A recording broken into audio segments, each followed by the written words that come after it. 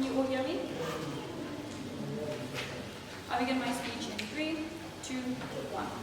So, on side proposition, as first speaker, I'm going to introduce the motion and introduce the case splits, give the characterizations, interpret the and provide the substantive argument, provide the model, and introduce the status quo.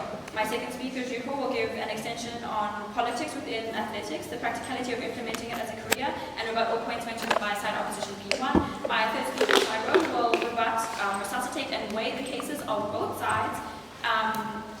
And now I'll begin with my definition. So we interpret encourage as suggesting that someone does something you believe to be good. We interpret this as parents wanting the best for their children. Thus, within this definition, it allows for the perception of parents not forcing their children into anything, but encouraging them to take education up as the main factor for their career and their success in the future.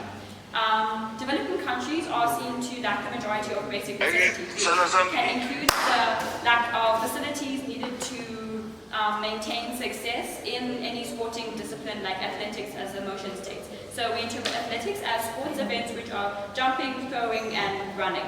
So at the cost, we interpret this as not entirely excluding sports from their life, but we ought to be able to take it up as a career or have success in it in the future. Panel, we want a secure world. We ought to have a world where we encourage child athletes to pursue basic O-level education before striving for what is a 1 in a million chance at success. What makes that world and what makes that job them having O-level be exclusive to your world? So we're basing this on the metric that success on your side of the world isn't necessarily going to be as long-term or is going to be eventually short-lived. So, the basic O-level education is taking our case at the worst case example, saying that that is the least that they're going to need to pursue an education in any discipline or to at least be able to sustain themselves in the future. So, in the status quo, developing countries lack the proper facilities needed to facilitate sport as a long-term career. Sport is a volatile and short-lived thing. Take, for example, if a runner who is promising and is going to the Olympics the next year and they tear their Achilles, there's not going to be a future for them in sport as a whole. Developing countries don't necessarily have the facilities to foster maximum specialization, which is what athletics is. Developing countries look like fields with patchy grass and children training barefoot. In developing countries, the chances of success is hard on either side. We accept that and we note that success is a slim chance, but the chances of being successful on our side with education as a backing is so much stronger. So in the model, accepted? Maganama Sharamba is an athlete who was involved with country athlete in an ambitious stadium, and he still goes to Olympics and makes an active good of himself. Yes, but that's every 4 years. You only get paid at your example at the Olympics every 4 years. You aren't necessarily going to make enough to sustain yourself forever based on a single input every 4 years. Furthermore, on another note on the same pitch, we do not endorse parents to eliminate sports in children as a whole. They can still do sports in their leisure and any other activities, but not with enough intention to sustain themselves for the rest of their future. And parents want the best for their children, especially in the context of developing countries where resources is limited and the cost of sending these children at the highest level of athletics, which they mentioned in their POI as the Olympics or being the best in their country. And another small thing to mention, when you're in the Olympics, it only takes the top people in that discipline. Not everyone. And you may be talented in some small mountain of Tishawasha, but that does not mean that you're going to be able to be recognized by the people who are going to take you at an international level, or the people who are going to want to sustain or allow you to be recognized at that level. And another thing is employment and the livelihood. We understand that success on either side, as I mentioned, is hard, but the exception doesn't necessarily make the rule. It's a shot in the dark, and a lot of people don't necessarily meet their mark when they're attempting to get into a discipline that doesn't offer success in the short term or the long term. Unlike education, a diploma doesn't expire. Your O-level certificate is never going to deplete in value. You will always have your politics is vast in sport, yet even more so in the context of developing countries. Success in sports is limited by who you know instead of how well you do what you do. And you can be the second best in your nation, but the only thing that will ever do is make you the first loser. Furthermore, on the employment and livelihood, being actually successful in a sport doesn't necessarily mean that you can continue that for the rest of your life. As I stated before, if you are injured in something and you can no longer take that up, and yes, outside opposition may bring up coaching or the Paralympics, but that is, furthermore, you have to spend time in rehabilitation. You need to get better at what you're doing and relearn a sport that you would have been good at prior, starting from scratch. And furthermore, in developing countries, a lot of parents don't have the materials to send these people. The country or nation doesn't necessarily sponsor these children to go. Accepted? So what makes you think that these parents are going to send their children to school and to the There's government schools. I said it was an O-level education. You don't, it costs less than a loaf of bread a week to send your child to a government education in which they can get that education to sustain themselves and they can get any job in the future, a career that is going to support them, even if you could say that it's hustle culture. They will still be successful and they can still get sustenance and a livelihood from that. And another thing, nations aren't actually spending that money. They will take the recognition from that children going to national level and representing that country, but the parents still have to fork out hundreds of dollars and sometimes thousands when they're sending those children to the Olympics. Those visas still cost money. The sporting equipment for training and the sporting equipment that you will need to use in your actual discipline still costs money. Without allowing education as the backbone of your career, you are setting yourself up for what we interpret on side proposition as failure in long term and short term. And with that, I have never been happier to propose. Thank you. Thank you, Kathleen, for speech. You call upon the first speaker from side opposition. Here.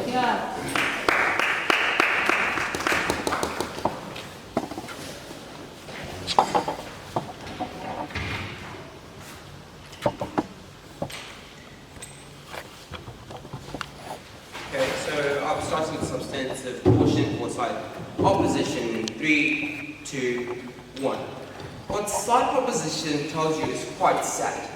It's quite sad to tell Kuti, a runner who is so good at what he does, to forego his running abilities just so he can learn calculus in class, a concept that he doesn't understand, a concept when everybody calls him retarded and he's not significantly smart enough and he gets D's and D's and D's. What we think they do on their side is to make the lives of the athletes actively harder, within stances and within places they're already hard. What am I going to give in my speech? The first is the nation rebuttal, the second is a bit on our case split and what already our cases, the third is a bit on setup within our own side, and I'm going to contend on 2 principal respects that are going to be extended by Danielle within second speech. The first on rebuttal. The first is that side proposition gives us this whole idea of how sports do coexist and this whole world happens, but we don't think that they exclusively see us and they don't explicitly mechanize the way in which they forego education within itself. We think the motion within itself tells that they exclusively go for education instead of sports. We don't think that the concept comes clear within her first speech and then within her contextualization. But the second is that she tells us about how they get jobs within the spaces. The first to understand that they live within developing nations where jobs are significantly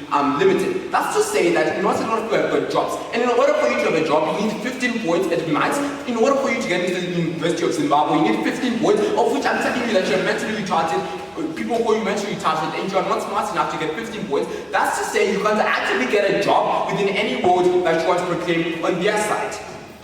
But the second word, they're going to tell you about how only competitions last within 4 years and all that. We think that's realistically not certain. That's to say that even within sporting, you can still get things such as endorsements. We think the reason why LeBron James is so such an successful athlete or other athletes in Zimbabwe is because they get endorsements from companies that actually want to learn from them and actually want them to share their stories. But the second, what am I going to give you on framing? The first one is the athletes. The first is to say they often come from disenfranchised backgrounds, or they come from backgrounds where they're significantly poor and they don't really have a lot. That's to say they don't really have got the money to go to school within certain circumstances. We don't think the cost of going to school is bread. That's not the reason why we've got over 1 million uneducated children within Zimbabwe's scope within itself. But we think because education within this country, or the bounds of education where you can go to get successfully success within the academic scope, is only limited to the elite within society. That's to say Hillbridge over here and Goldridge over there, we can significantly get access to debates like this, and we can significantly go to universities out of the countries and actually actively get success that is fully maximized within their capacity because we are exclusively elite. We don't think a child who's able to run within the foreign, within rural spaces is able to get to that same harm. So within the harm on their side, within my framing, is to say that they only protect elites within themselves who are able to get to the highest level of academic standards. But the second, you know that within developing nations, there is a certain lack of the same educational facilities that we have. That's to say teachers are not effectively trained enough. But the second is that you don't overly get a lot of lesson time. That's to say we've got block learning in some spaces. And when you think, when you actively force children to go into the spaces, or you actively force them to go into spaces they're not so confident in, and things they just don't know, they're actually bound to fail and do this. I'm going to take care of that. So Speaker, once you take a new needing 2 O levels, will you become social worker?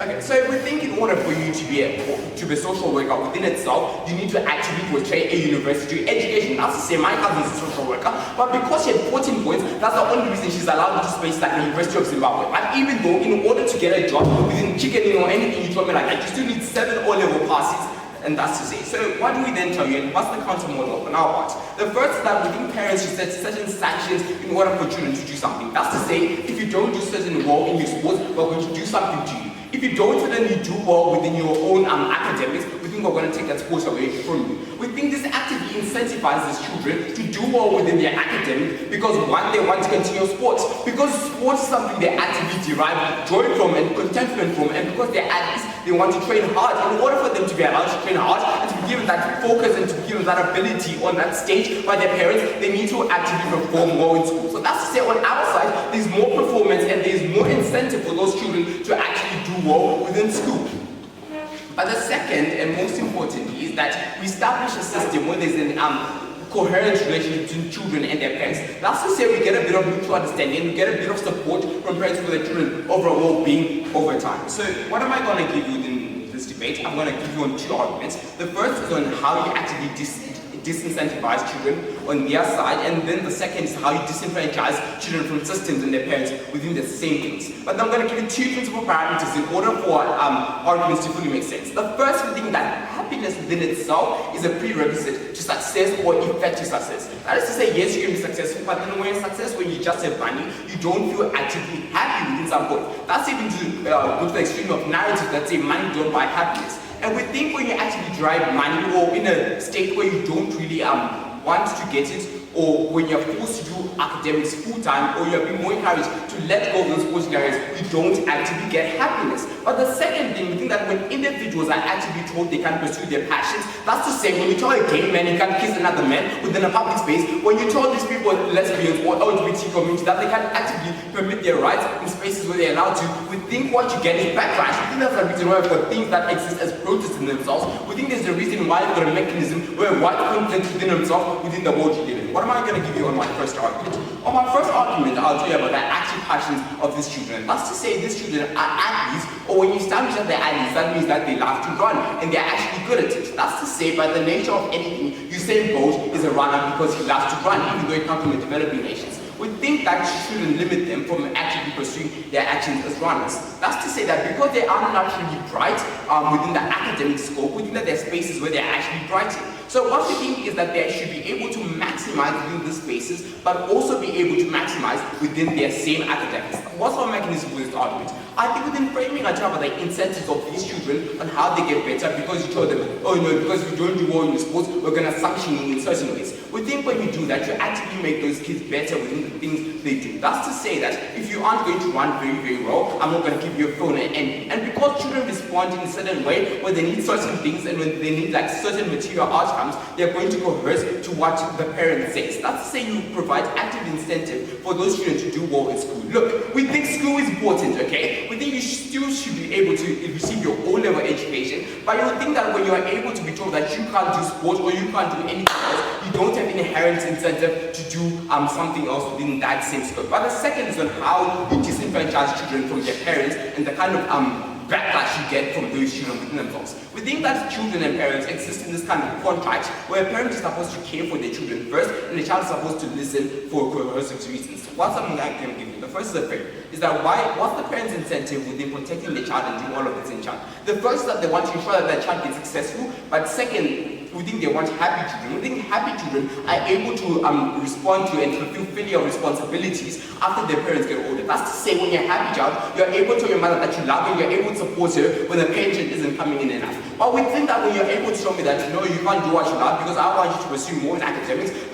field that you can maximize afford to it, you can maximize within your capacity to coerce to it. We think what happens then is that you actively feel disenfranchised from your children. There's a reason why I've got things like, oh mommy, I don't love you. We think there's a reason why children shut the doors on their parents. And because we don't want children to shut the doors on their parents, we want to create a world where children actually love their parents and parents actually understand what the children do.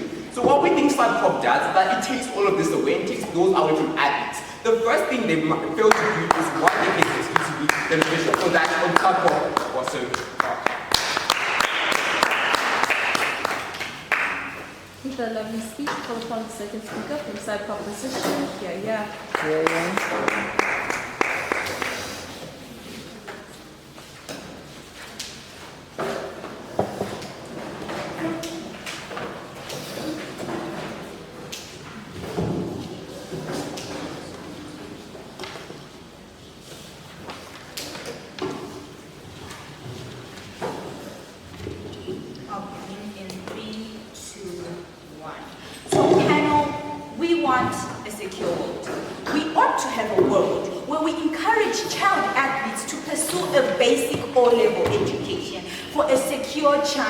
Survival in a developing country. Before striving for what is a 0.001% chance at the likelihood of success in an athletic career. So we think that side opposition tells you a very shaky model of what a developing country looks like, right? We have, China shows you an amazing case of what this looks like. They look like countries where children are training in gravel roads without studs to enter the Olympics, right? They look like countries where you don't have enough facilities in hospitals, that when a child gets injured, they have rehabilitation on that Achilles heel, they can get prosthetics to enter the Paralympics panel. This is what a developing country looks like.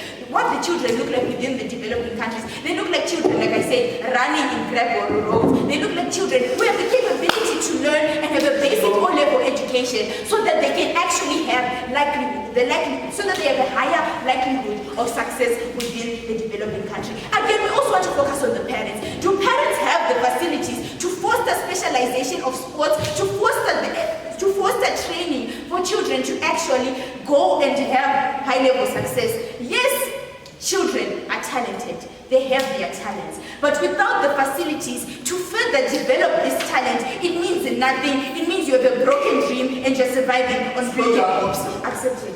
So you say board comes from a relatively developing country that's not so significant within resources. But we still think it's the fastest man on earth and it's the fastest man within the Olympics. Exceptions are not rules, panel. We do not take Usain Bolt as someone who doesn't come from a developing country. Yes, he was an amazing athlete, but yet again, you need to understand that he is not the majority. Again, we believe that exceptions are not rules within the debate. Again, they tell you about happiness. We believe that happiness is not necessarily a good metric to weigh the debate on, as happiness is subjective. Oh, I'm talented, but I'm talented in debate, maybe to some people. But it's not like sometimes I am happy doing debates. Impromptu motions are hard, you see. So someone who is talented in running doesn't necessarily mean that they enjoy running every day. We think that when we create a world where we don't encourage children to go to school, to learn about new things, it creates a world where you kind of force them to enter this one specific athletic career because of people like Usain Bolt who get millions once every 4 years, right?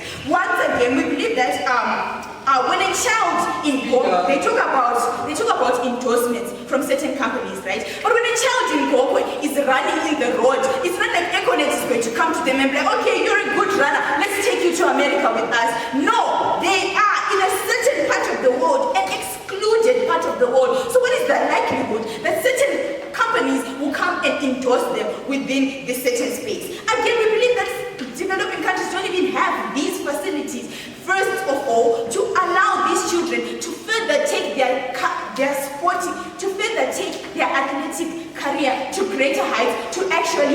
a livelihood. But when it comes to education, when we encourage children to go to school, to learn the basics of mathematics, to get 2 O-levels so that they can be a social worker, like what Tyrone tells you, so that they can become a social worker, they can actually have something to look for, something which is not just a hope, something which is not just far away, something which is practical. This is what us as side proposition stands for, the practicality within this debate. As we believe that happiness is not something which is you should necessarily value as such a great thing, but we believe that we should value the livelihood of these children. This is what we want. Now moving on to my substantive argument, but before that, I'll take a point.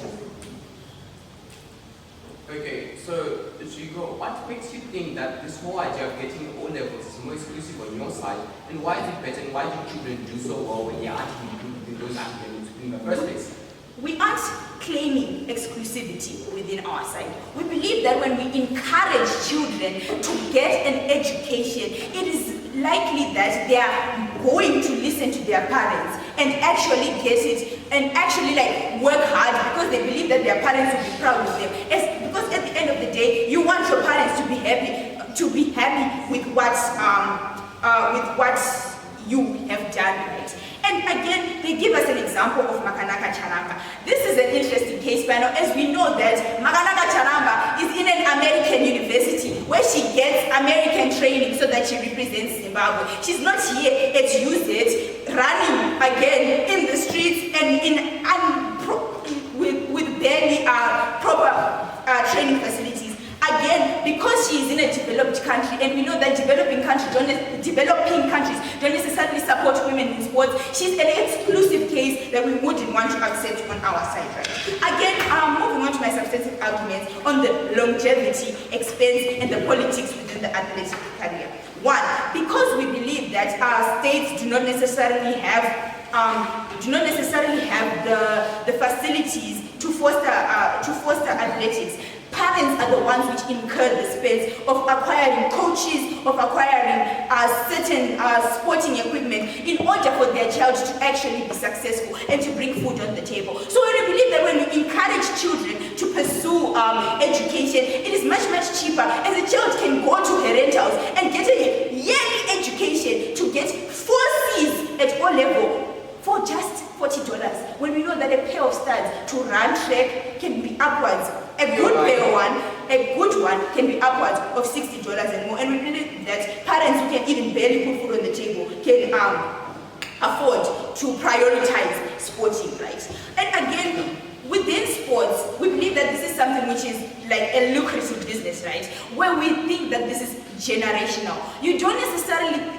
When we tell you this, we believe that it's because when it comes to the athletic business itself, because states don't necessarily endorse this young talent, people who have the money to send children outside are the ones which reap most of the benefits. Meaning it is generational. When I'm out here running in the fields and actually gain a success, the low chance of me getting success, I want my child to do it because I'm now rich and I can actually afford for my child to do it. But when there is a parent who has never even gone for an athletic competition, they cannot necessarily help their children go further within their sporting career, right? We also believe that when it comes to the longevity of this, sports is not a reliable way to bring food on the table. Again, we tell you about the injuries that you can acquire within this space, right? We tell you that when it comes to the permanence of it, having a sport as a long-term career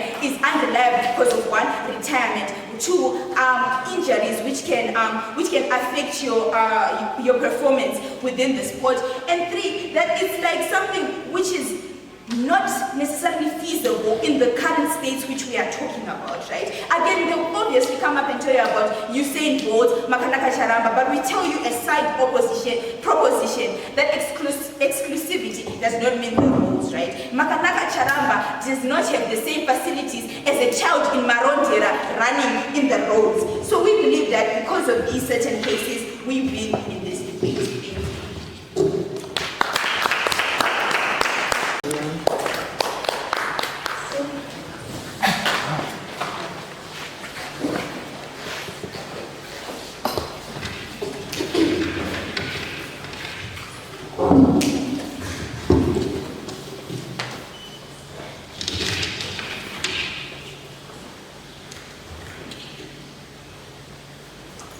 I shall start my speech in 3, 2, 1. The proposition says that in developing countries, athletes have lack of material, like the first speaker mentioned, patchy grass and unorganized equipment. Their claim is untrue because they're failing to capture opportunities. And there are two structural reasons. They're failing to capture opportunities because they are seeing their life as an insurmountable obstacle. And there are two structural reasons why.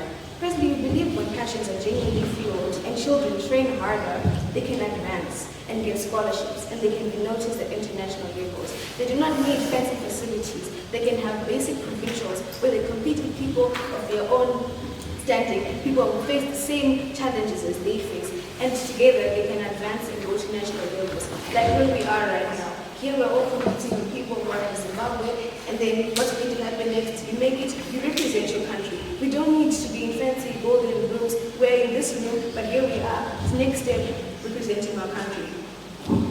They also claim that without facilities, children cannot advance. Their claim is false, because like we say, we can get scholarships, And how do you expect these children to train hard if they do not have the basic facilities for them to train? They don't need all those gym facilities. Running around in the field can be much enough for them when they have the drive and the passion to do so. You know, when you don't need to be exactly trained to be an athlete. Sometimes it's just in you, and you're talented enough to do so. These facilities and these equipment comes as an advancement to help you afterwards. They claim that without facilities, they can have the scholarships. The prop is missing is that, well, the example that we gave them was Makanaka Chanamba and how they told us he's in America. Makanaka Chanamba started off at Chingra High School all the way in Mutare. He then performed at a school level. He got a scholarship to Northwest, where we are, and then he was accepted to America. So he didn't start off as a big frog. He came from where he was, and he did his best to get where he is right now.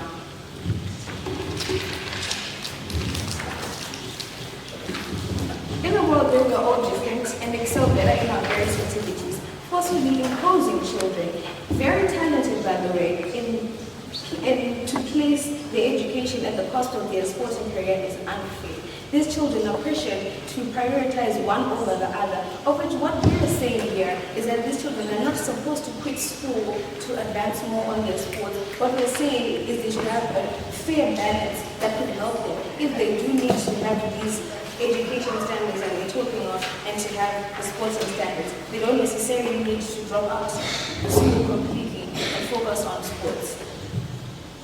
We oppose a world where these kids are pressured into boxes they do not fit in. Because what good is it if a child goes to school, comes out with 5 Ds, gets the job they may so, and lives a life where they do a career that they are not passionate in. When you are not passionate about doing something, the way you act towards it outwards, and the way you feel about doing certain things is different because you are not fueled, you are not able to do so. And so when these children, who are very talented by the way, when they want to pursue this career, and when they feel compelled to do what they did there, then they should most definitely be encouraged to have a basic balance between the education and their schools. Now, if you look at most elite universities, the Ivy League, they demand you to have extracurriculars like sports and clubs. So when we say these children should prioritize more of the education, like the proposition is saying, etc. Madam Speaker, don't you believe that Makanaka Charaba entered to the US because he came from an elite school in Zimbabwe such as yours? Makanaka Charaba only came to Northwest through scholarship as well. It was not that he went there because he had the money to be there. He was at Chingra High. And when he was there, he came to compete provincials, district even, where it was just the United States. That's when he got noticed. And from there, he took the steps to get there. It wasn't just his coming from Northwest to the States. And I asked to give up. As I was saying, it is pointless for these children to advance in education and are forced to do things that they do not want to do. They pass, okay, fine. They continue with their careers and they do not want to do this. So what good is it for me to get 5 A's? I want to do medicine, and yet I'm not passionate about it. I don't want to. I want to be an athlete. I want to be running in the field. But here I am being forced to do what I don't want to do. I will not compete. I will not do to my best level. Now, allow me to move on to my argument. First of all, we believe as opposition that your attitude precedes your actions. When you are positive about what you want to do, when you are not forced and when you are not imposed on to do something you do not want to do, you tend to act much better towards it, and your negativity levels reduce because you are doing something the way it's supposed to be done. Secondly, we avoid the parental disappointment because when your parents encourage you, I'm sure we all know parents' encouragement is not as simple as, oh my child, I think you should do academics. It's more of the encouragement becomes a force, it becomes a drive. You feel as if you're disappointing your parents by not doing what they want you to do. In as much as it doesn't seem like that, just their words and their goals to you can completely change the way you think about something. And then you become very disappointed when you do not produce 100-fold that you all know you're not capable of doing, but because you are not given the chance to properly prioritize what you believe you are good at and what you know you are good at, you tend to have divided attention. And then what good is it to focus on too many things and fail at both? And yet you can prioritize one or have a great balance in between the two. Now they also talk about how we think about how we're in developing countries. Most of our jobs do not pay us well enough to be able to provide our children with good facilities, and we do agree with that. However, like we are saying, these parents could have a burden reduced on their school fees by having their children do what they invest at. They could get sponsored, they can have brand sponsorships because they have worked so hard to get where they believe they have worked at it.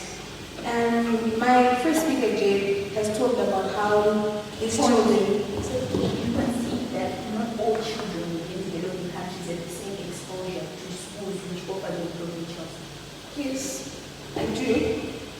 However, if you look at it, some of these government schools, they invite people at international levels to come. So, for example, if you're going to be junior versus, I don't know, maybe something behind, and they have a competition of abilities, what's going to happen? Initially, they're going to invite some of these, going to come and notice these kids. Now, when these kids are noticed by someone of outstanding, that's when they come and they're told, oh, this child is good, and then they go in that way. As I was saying, my extensions from my first speaker talked about how this de-incentivizes the children and how they are forced to do what they are not based at, and how these children have to divide themselves into doing something where they do not feel that they can do it. So we then come up here and we tell you that we're not saying they should stop school, we're not saying that they should not go to school, we're saying that they should have a balance. So what have we managed to prove to you in this debate? We've managed to prove to you that these children do not need to be...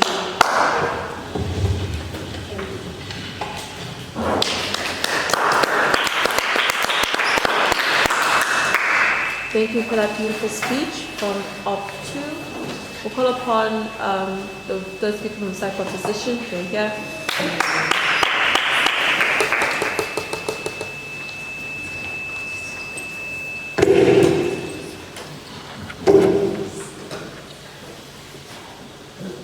I'll begin my speech in 3, 2, 1. Panel, to start off this debate, I would like to start off by recharacterizing what Shiloh already did, which was not picked up by side opposition. And that is what developing countries actually look like, panel. Developing countries look like children running around barefoot, panel. Developing countries look like hospitals with no medicine, panel. Developing countries look like children with no clothes, panel. Developing countries look like sports without the proper fields, without the proper track fields to run on, without children having the equipment, without companies that can give endorsements that they think we have in developing countries, panel. And their failure to understand what developing countries actually look like is why they lose this debate and why we win this debate on a side proposition panel. So I, as the third speaker of the prop, is going to do 4 things. I'm going to rebut, rebuild, do a clash analysis, and win this debate panel. So starting off with my rebuttals panel, side proposition raises a POI when they give us an example of Akanaka Charamba, who ironically came from Eucharist and we're debating Eucharist here. Number 1 panel, I want you to understand that Eucharist is an 8-year school. And being an 8-year school, its fees are high. Yes, they might say that it came from a scholarship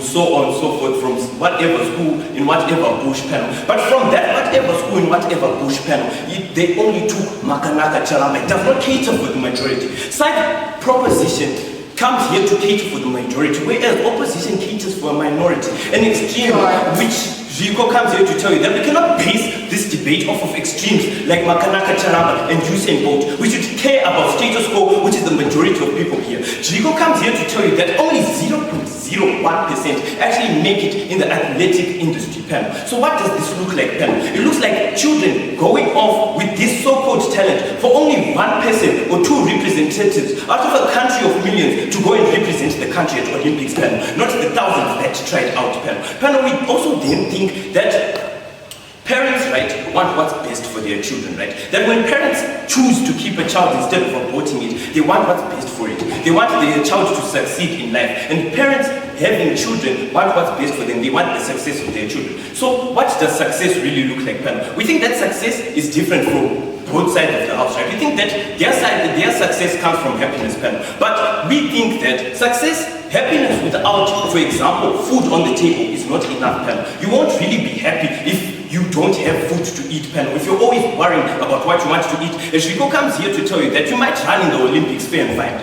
Let's take the idea that you make it into the 0.001%, right? And you run into the Olympics weight, and you run in the Olympics, right? And you run in those Olympics, you only get paid once every 4 years, panel. So what are you doing for 3 years, panel? You're off in Zimbabwe where there's no training facilities for you to train, and you have a measly amount and a measly wage taken. But you use on your report card, what's that extremity that you're going to get a job in the first place, and what are you able to put food on the table? I'm getting there. Okay, panel, I want us to understand one thing, panel.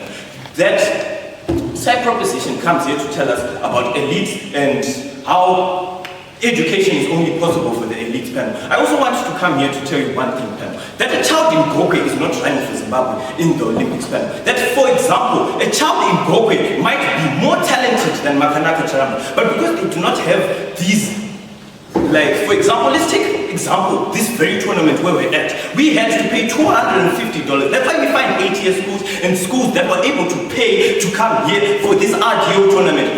Yes, their second speaker might come here and tell us, yes, that's fair and fine, right? We have these tournaments where people of the same, like, demographic are able to participate together. But we also think that it does not cater for the majority of the people that are in Gokwe panel, for the majority of people that are out there in Marondera who do not have the funds to support themselves here, panel. And then going on to passion and drive, which the second speaker mentions, panel. Yes, you might have the passion. Yes, you might have the drive. But on our side of the house, we tell you that it's impractical and not feasible for you to base your entire life on sports, panel. That's why we come here to tell you that no, we should focus on education. Education must be the main basis for our futures and our future careers. Yes, you might do sports. Yes, we're not saying don't do sports, but we're saying you should prioritize your education. We're encouraging children to prioritize their education. Why? Because we think on our side of the house that they have higher chances, right, for you to get a job in Zimbabwe with 2 O-levels to become a social worker, or it's better for you to get a job of education than for you to be part of the 2 representatives out of millions of people within a country to run in the Olympics panel. So they come here to also tell us that encouragement is force, panel. I think the shadow does a great job when it comes to characterizing what encouragement actually looks like on our side of the house, right? But on our side of the house, we think that encouragement is telling these children, right, to, yes, prioritize their school.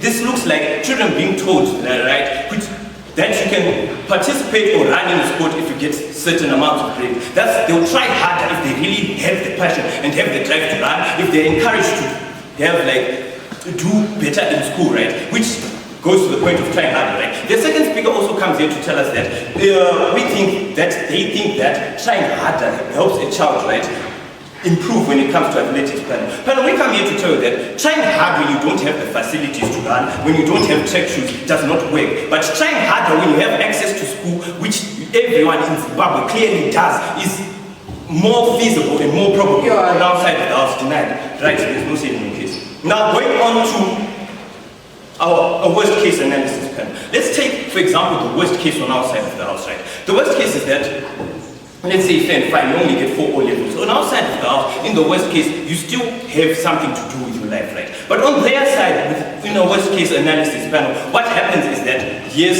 you fail in school, you fail also when it comes to this running panel. And we think that on our side of the house, our worst case is better than theirs. Then let's take, for example, their best case analysis. Let's say you make it into the 0.001%, right? You run for once every 4 years, you do not have the income panel. You still do not have the income panel. And on our side of the house, the best case is that we have people getting jobs that actually pay them consistently throughout, monthly, every single time, and throughout the whole entire year. That's why we think we win on that panel. Now going on to weighing this debate panel, I'm going to weigh this debate on various things such as, number 1, probability of success, magnitude, and longevity panel. Right, we think that the pool is larger on our side when it comes to education, that the pool to success is larger panel. That's why we think that on the probability of success we win this, because we think that there are more jobs that require education than there are jobs that are there for people who are talented. We cater more on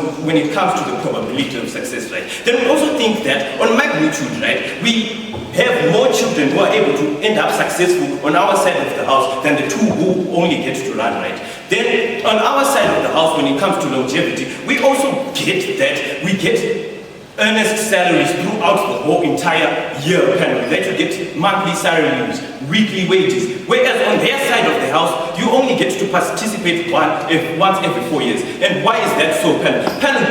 Once again, these countries are developing. They do not have the funds to go and put into sports panel. That's why we see that in Tanzania, the man of the match in a soccer match gets a watermelon panel, which is not enough to feed their family, which is not enough for them to have their livelihood put together panel. And that's why we think we win on our side of the house is developing countries do not prioritize sports in general. That's why we think on our side of the house we win this debate. Why? On probability of success, magnitude, longevity. No matter how you see this debate, it is only probable for you to oppose with that problem.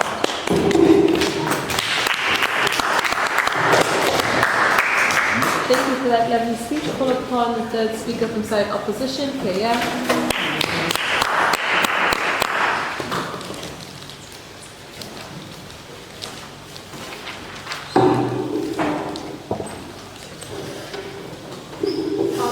My speech in 3, 2, 1. Panel, from side proposition, we see a world where someone is encouraged or told to pursue academic life, but let's say this person had academic disabilities. Let's say this person was dyslexic. This person has Down syndrome. This person is maybe autistic, but they're extremely great at athletics. They're a very athletic person. But from their world, no, first you should go get an O-level, then we'll consider about your athleticism. That's what we see from their world.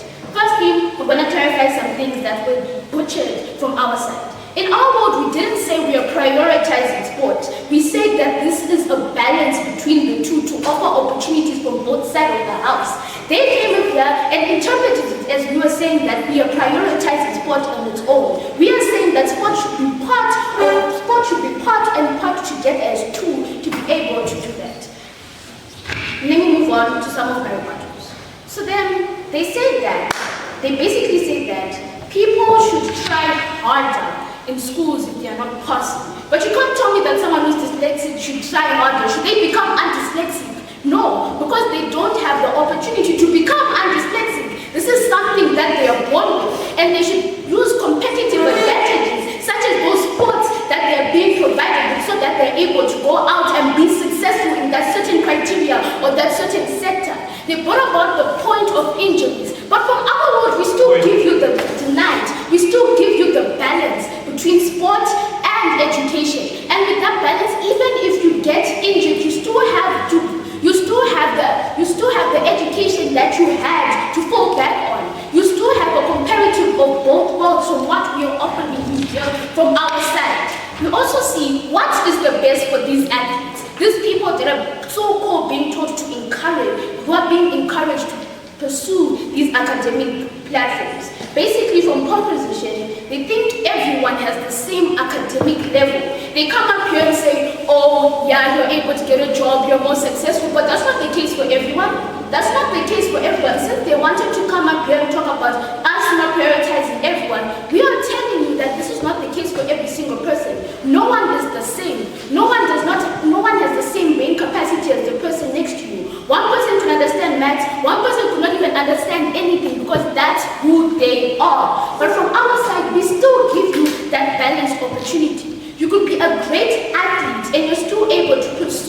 adventure so that you're able to become better, so that you can pursue success and have an equal opportunity just as someone who has a greater academic advantage. Also, we still go back to the point on success. Who's more successful on both sides of the house? On their side, it's the same thing. Academics, education, you get a job, you're successful. But also think about the fact that we live in a globalized world. Not all jobs were back then are still there to this day. On our side, you will never see AI running in a track trying to chase after or win a medal. On our side, we actually offer someone success in a world where jobs are actually depleting daily, tonight. Also, we talk about which side we also talk about the facilities. They came up here and said, basically, if you can't afford it, you can go to public school. But who said that these public schools are good foundation for education? Because if you really look at it in Zimbabwe right now, the education system for public schools is actually depleting. Teachers usually go on strikes and they don't even go to school to teach tonight. Teachers don't even go to school to teach. But on our side of the house, we give you that comparative. We are basically saying that we have two sides. You can choose. If you are unable to fulfill in one sector, you're able to fulfill in another sector. You're able to go and become greater in whatever way that you want to become greater in. We also talk about who supports the minority the most. Their world basically says that. Their world basically says that. This basically says that we should first think. Basically says that children should first adventure into academic success, right? They should first get an O-level, get their points. But as we have come up here and told you, not everyone has the capability of doing that. Not everyone is able to go out, maybe find a white-collar job or even a blue-collar job because they are incapable of doing that. On our side, we have told you so many times that these kids would have accepted. You can see that even with striking teachers, developing countries still have the highest literacy and education rates. I talked about that in the sector of public schools. When we now say developing countries, we are actually involving all the schools, private and public. So we can't really distinguish between the two, which one is private, which one is adding up the most percentages of academic advantages. And let me get back to what I was saying. We basically came up here and gave you a balance between those two worlds. We basically came up here and told you, guys, look, if you are able to do this academic thing, if you know that I struggle, I can't, you have tried part and part again and you cannot get it. We told you, if you're a great athlete, we are giving you the pathway to become greater, to have the same amount of success as someone who's just as academically sharp as you would have been expected to be from their side. Right? As you would have been expected to be from their side. And also, they come up here and basically, yes. How does it sign being on practicality? On practicality, we talk about the fact that you guys, you come up here and basically say, yes, education. We come up here and say education is important as well. But then, we'll also try and venture for the people who are unable to pursue those certain sectors in education. We give people the platform to be able to proceed and become better and to follow that success story that everyone is chasing for at that same exact moment. So, panel, what I'm trying to say is, not everyone has the same comparatives in their world. Not everyone's going to be the same. Not everyone's going to want to follow the same exact thing. Not everyone is going to be able to do what they're being encouraged to do. They came up here and kept telling us, oh, to be a social worker, you need 2 O-levels. But what if I can't even obtain that 1 O-level? Do you expect me to keep repeating Form 4 over and over again when I'm incapable of doing that? You don't expect me to do that. I'm supposed to go and venture and do something that creates me to be a better person, a better participant, and someone who's more successful outside. We have things such as the NASH Embrace the Youth Foundations, where children are able to go and showcase their talents and run and try so that they're able to find opportunities to get out of those situations that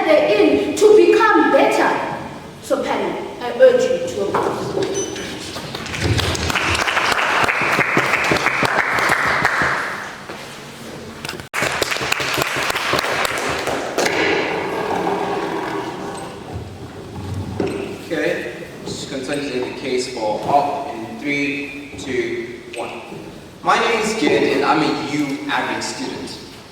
But because I can run, because I'm an athlete, that guarantees me of the future that I have. And because my parents told me that, oh no, Jed, if you aren't going to get something above a D, we aren't going to sponsor you run. And I think that's an active incentive for me to do better, and that's the point why I get a D whilst I'm a U average student.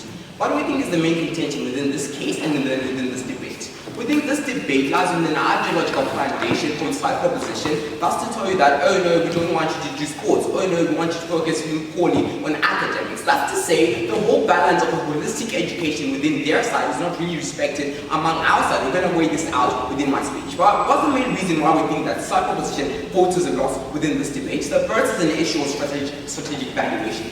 That's to say, within the case, we think we get a serious lack of engagement on arguments that are brought in from first, second, and even to some extent our characterization. That's to say, the first is on the disenfranchisement of kids from the parents within themselves, but the second is on how we de-incentivize children within themselves. We think these are winning issues because on our side, we're able to show you how we're able to buy into education by the kinds of incentives we talk about. I think in first which I talk about sanctions that you impose on those same kids, but we don't think of that to try to tell us something that's going to change those certain narratives. All they just say is, oh no, education is good. So what if education is good? But I would think that you manage to get more education and better education when you're a D student because you have an active incentive to be able to proclaim and do things like athletics within themselves. But secondly, we think we get a groups like logic and logical gaps within their case. That's to say they tell us, oh no, kids are going to do well in education. But you don't think we get an active mechanization on how they do that. We think that's available in our side. When we talk about the incentives of these kids, when we talk about scholarship, when we talk about endorsement skills. But the third, we think that the Prob's case is not grounded in reality.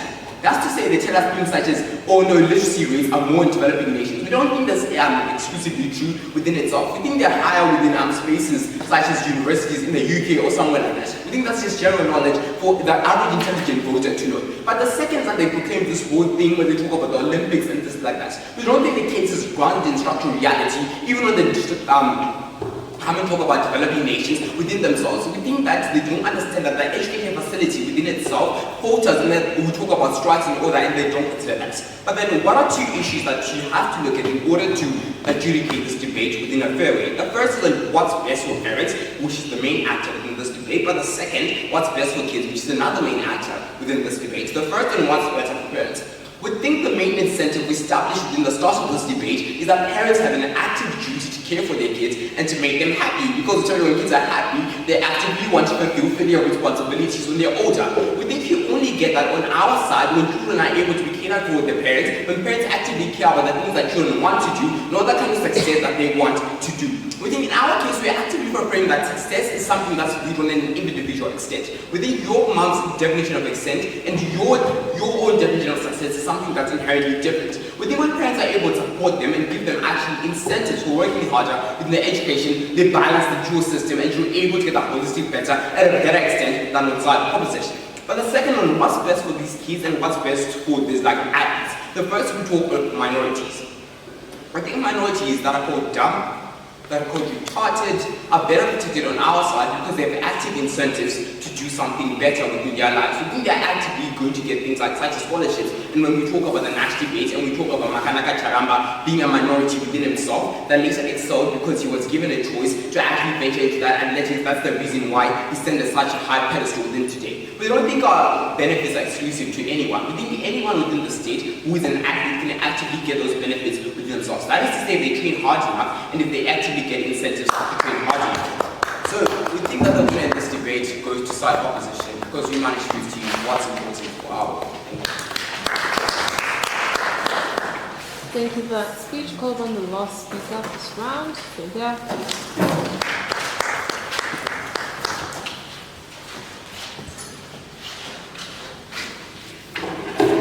I'll begin my speech in 3, 2, 1. So the first thing that we see on side opposition is that they fail to metrically weigh the debate, either what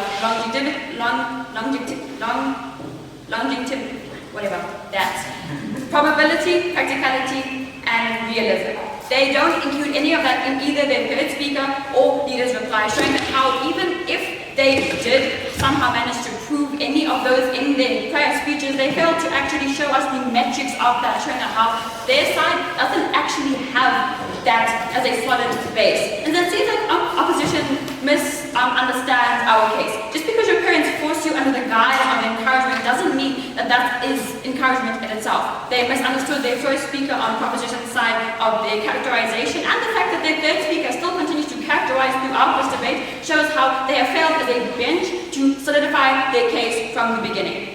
Another thing that was built throughout side proposition's case is how they used a worst case analysis and a best case analysis. They failed to do that at all, showing how on side proposition, either case, worst or best, will always take precedence, no matter what. And another thing is the leaders reply uses the mechanisms that proposition, third speaker and second speaker utilize in their speeches, showing how they are still basing the entire argument on what side proposition is proposing within itself, showing how they don't necessarily have the abilities or enough context within the motion to allow that to be in fruition. Another thing that the third speaker mentioned, or second speaker, was that there isn't enough education or opportunities of education considering there's government institutions and so on and such forth. But any school offers education, as the second speaker and third speaker have reiterated, but not every school has the capabilities or the facilities to allow that sporting or athletics to reach fruition or to be able to take it up at a career level.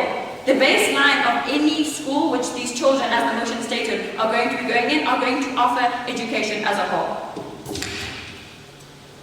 We cannot debate a side which wants to claim the benefits of both sides, as I stated before. They want to take the benefits of education and sporting, which is not what the motion wanted.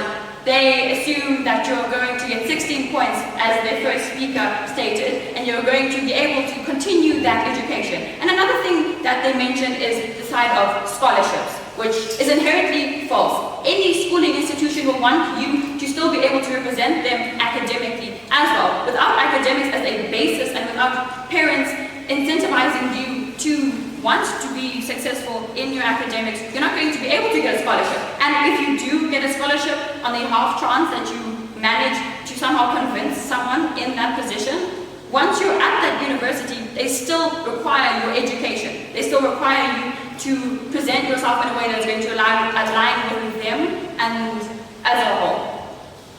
Another thing I'm going to reiterate on the realism of their side of the bench. They take the argument based off of the top 1%, and they might include a few metrics on the numbers of people and that they are attempting to allow everyone to succeed. When that success is limited to the singular people of Usain Bolt or the other examples that they've used, it isn't practical for anyone in an institution to assume based off of the top metrics of a debate. But how many Usain Bolts have actually burned themselves to ashes attempting to reach the pinnacle of this? And another thing that a lot of institutions don't have is the facilities. So passion is a fire, and without the kindling of facilities, there will be nothing left. And with that, I have never been happier to propose.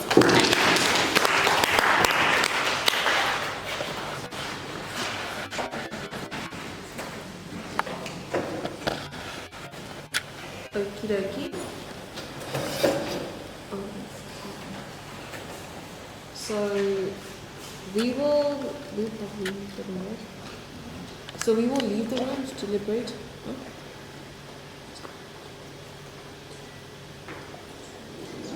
Oh, okay. So apparently you guys are leaving the room.